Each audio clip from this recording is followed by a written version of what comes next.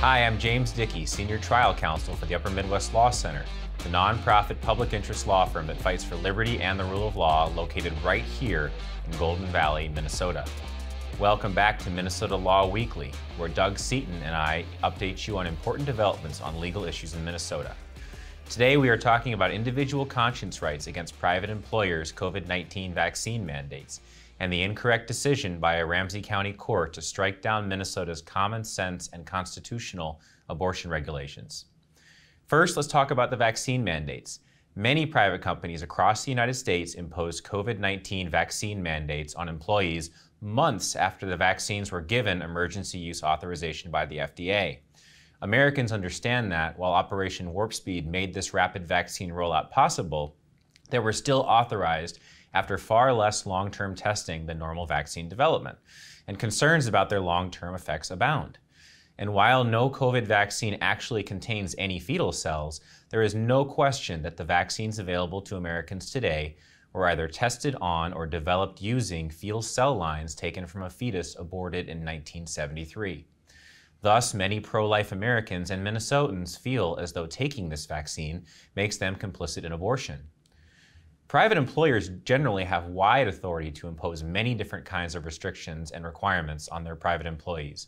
And we at the Upper Midwest Law Center believe employers should have a right to impose reasonable restrictions and requirements on at-will employees consistent with a robust free enterprise system.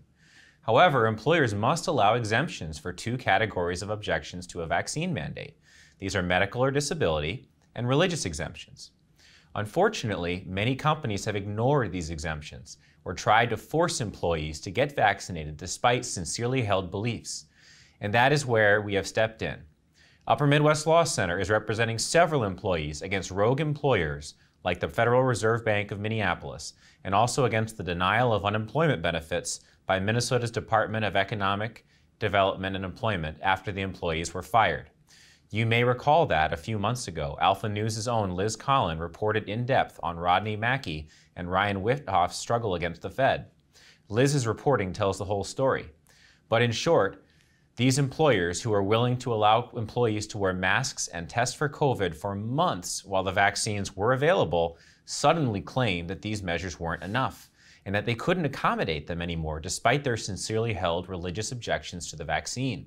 And the unemployment department forced these employees to answer a battery of intrusive gotcha questions about unrelated personal decisions, like whether they take Tylenol or other over-the-counter medications, and then denied these employees benefits, wrongly claiming that their beliefs aren't sincere.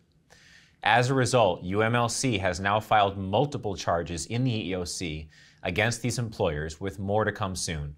And we are appealing to the Minnesota Court of Appeals on the Unemployment Department's wrongful denial of unemployment benefits to our clients when they were terminated for refusing vaccination. We look forward to upholding their rights to freedom of conscience against these unlawful actions, and we will fight to the end for them.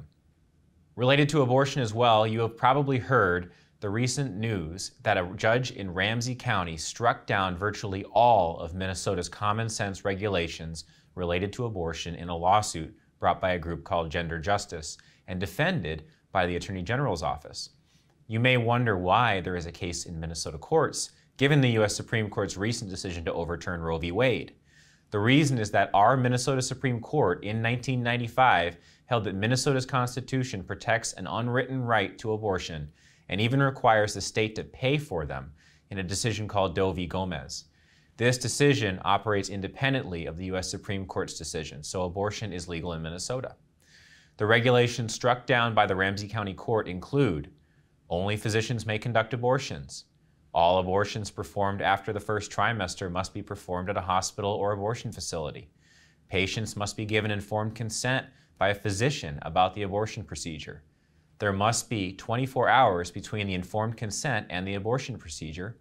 And last, where minor children seek an abortion, notice must be given to both parents, or a judge must sign off on it where the parents cannot be informed. These regulations are entirely common sense and easily constitutional. Even if you assume that there is a right to abortion in Minnesota, based on the Doe v. Gomez case, that right is subject to narrowly drawn regulations which further essential state interests. These essential interests include protecting the health of women considering either bearing a child or ending the life of an unborn child in their womb. They also include ensuring that parents of minor children who are not even old enough to vote are in the know as to their child's life-changing predicament. They include allowing just 1 day for women considering terminating an unborn child to understand and consider the weight of their decision. These are common sense regulations which promote women's health and promote full consideration of a life or death decision. The Minnesota District Court made a terrible error in striking down these laws, whether or not Doe v. Gomez stands. And now, the Attorney General's office has decided not to appeal this very wrong decision, even though the AG is responsible for defending laws in court, in which the office would, we believe, likely win on appeal.